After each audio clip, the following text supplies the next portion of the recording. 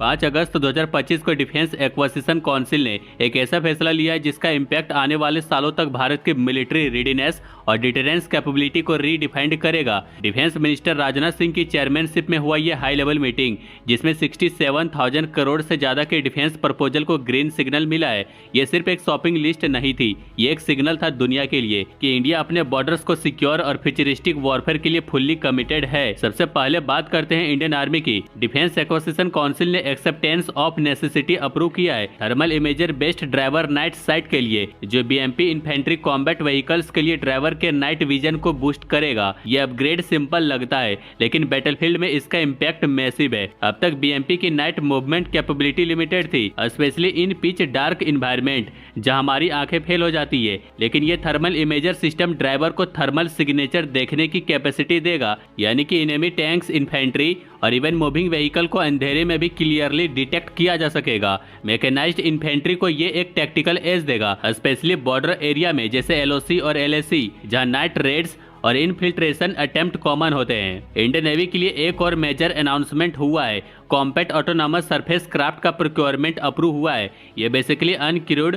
Intelligent surface vessel होते हैं जो एंटी सबमरीन वॉरफेयर मिशन के लिए स्पेशली डिजाइन किए जाते हैं। इंडिया की कोस्टल सिक्योरिटी और मैरीटाइम डोमेन अवेयरनेस अब सिर्फ सैटेलाइट और पेट्रोल एयरक्राफ्ट पे डिपेंड नहीं करेगी। ये ऑटोनॉमस क्राफ्ट सेंसर से लोडेड रहेंगे और बिना क्रू के भी अंडर वाटर थ्रेट को डिटेक्ट, क्लासिफाई और न्यूट्रलाइज कर सकती है। 2024 में जब चाइनीज ड्रोन्स और under water glider Indian ocean में डिटेक्ट हुए थे, तब नेवी ने क्लियर सिग्नल दिया था कि अंडर वाटर डोमेन में और ज्यादा फोकस करना चाहिए, और यह प्रपोजल उसी का इवोल्यूशन है। इसके साथ साथ BrahMos missile fire control system और लॉन्चर का भी मॉडर्नाइजेशन होने वाला है। ब्रह्मोस मिसाइल तो इंडिया का ब्रह्मास्त्र है ही, लेकिन अब उसके लॉन्च और टारगेटिंग सिस्टम और भी इंटेलिजेंट और फास्ट होने वाले हैं। साथ ही नेवी के बैराक 1 पॉइंट डिफेंस मिसाइल सिस्टम का अपग्रेडेशन प्लान भी है।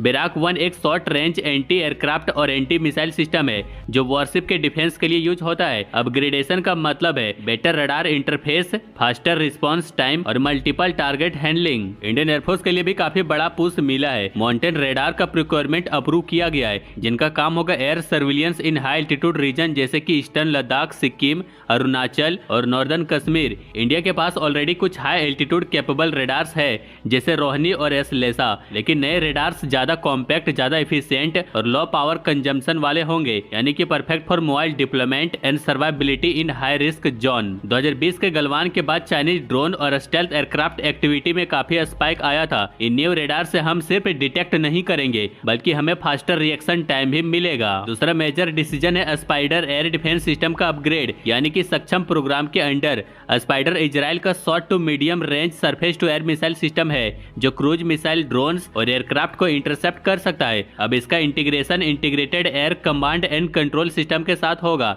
जिसे रियल टाइम सेंसर शेयरिंग और कोऑर्डिनेटेड थ्रेट रिस्पांस मिलेगा अक्रॉस सेक्टर। एक और गेम चेंजिंग अप्रूवल है medium altitude long endurance remotely piloted aircraft का प्रिक्वायरमेंट, और ये सिर्फ एयरफोर्स के लिए नहीं। इन मेल ड्रोन की खासियत ये है कि ये लंबे ड्यूरेशन तक फ्लाई कर सकती है, यानी कि लगभग 30 घंटे तक, और हाई एल्टीट्यूड पे जा सकती है, यानी कि लगभग 30,000 फीट के ऊंचाई पर, और मल्टीपल पेलोड्स कैरी कर सकती है, यानी कि sensor, electro optical, infrared, camera, radar और even smart bombs and missiles. पिछले कुछ महीनों में इंडियन एयरफोर्स ने Israeli Heron TP drones lease पे लिए थे, और यूएस से MQ-9 प्रीडेटर का भी डील ऑलमोस्ट फाइनल है। ये फ्रेश अप्रूवल इंडिकेट करता है कि भारत इंडिजिनस ऑप्शन भी एक्सप्लोर कर रहा है। शायद डीआरडीओ के तपस BH, भारत ड्रोन और अडानी एल्बिट कंबाइन के मेल वेरिएंट्स के लिए। अब एक और इम्पोर्टेंट सेक्टर है मेंटेनेंस। बिना मेंटेनेंस के कोई भी एसेट सिर्फ एक बर्डन बन जाती है।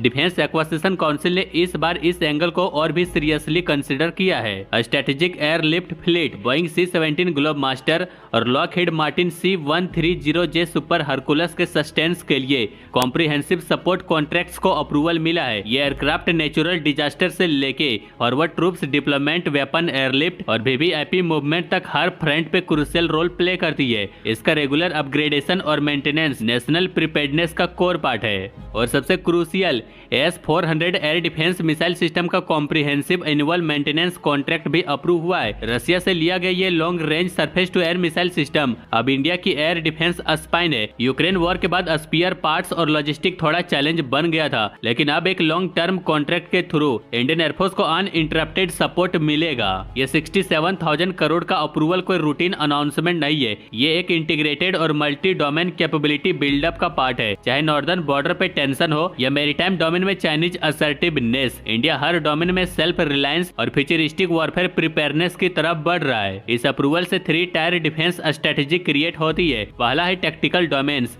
यानी कि बीएमपी के नाइट साइट स्पाइडर इंटीग्रेशन और बैराक 1 अपग्रेड बैटलफील्ड रेडीनेस को शार्प बनाती है। दूसरा है strategic surveillance, mountain radar, male drones और autonomous surface craft real time domain awareness बढ़ाती है। और तीसरा है फोर्स मोबिलिटी एंड रेजिलेंस, यानी कि C-17, C-130 और S-400 जैसे क्रिटिकल एसेट का लॉन्ग टर्म मेंटेनेंस इंश्योर करता है कि इमरजेंसी में भारत फास्ट और फोकस्ड एक्शन ले सकता है। अब सवाल यह है कि कौन बनाएगा ये सिस्टम। बहुत से सिस्टम इंडिजिनस होते जा रहे हैं, जैसे थर्मल साइट और तपस DRDO के प्लेटफॉर्म है। कॉम्पैक्ट ऑटोनोमस क्राफ्ट जैसे न्यू जनरेशन प्लेटफॉर्म में प्राइवेट इंडियन डिफेंस स्टार्टअप जैसे सागर डिफेंस और आइडिया फोर्स का रोल बढ़ सकता है। ब्रह्मोस फायर कंट्रोल और बैराक अपग्रेड के लिए भारत डायनेमिक लिमिटेड और BEL जैसे PSU ऑलरेडी रेडी है। और एयर डिफेंस इंटीग्रेशन में टाटा एडवांस सिस्टम और L&T जैसे प्लेयर भी काम कर रही है। मेल ड्रोन्स और जो बड़े डिफेंस इक्विपमेंट के मेंटेनेंस कॉन्ट्रैक्ट है, उनका कुछ हिस्सा ऐसे फॉरेन कंपनी के साथ पार्टनरशिप के थ्रू पूरा किया जा सकता है, जिसे फॉरेन डायरेक्ट इन्वेस्टमेंट के अंडर अलाउ किया गया है। यानी भारत सिर्फ अपने ही डिफेंस कंपनी पे डिपेंड नहीं है। कुछ सिस्टम और maintenance service foreign original equipment manufacture के साथ मिलकर की जाएगी।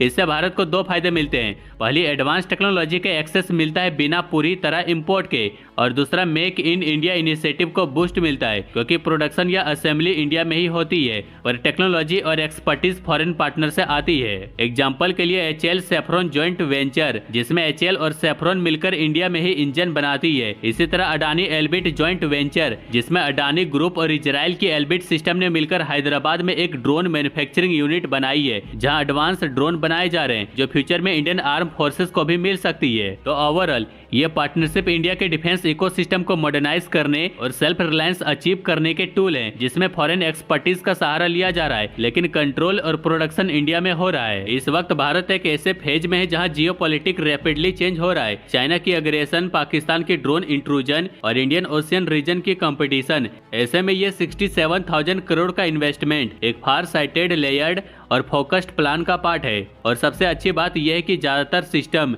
मेक इन इंडिया के अंडर प्रोक्योर होने वाले हैं। इससे भारत के डिफेंस इकोसिस्टम को नॉट जस्ट प्रोटेक्शन मिलेगा, बल्कि एम्प्लॉयमेंट, टेक्नोलॉजी ट्रांसफर और ग्लोबल सप्लाई चेन में इंटीग्रेशन भी होगा। इस बार डिफेंस एक्विजिशन काउंसिल ने सिर्फ वेपन अप्रूव नहीं किया, बल्कि उन्होंने भारत के विल टू लीड को भी रिफर्म किया है। तो आज की इस वीडियो को बस यहीं तक रखते हैं। बाकी लाइक, शेयर, सब्सक्राइब जरूर करें।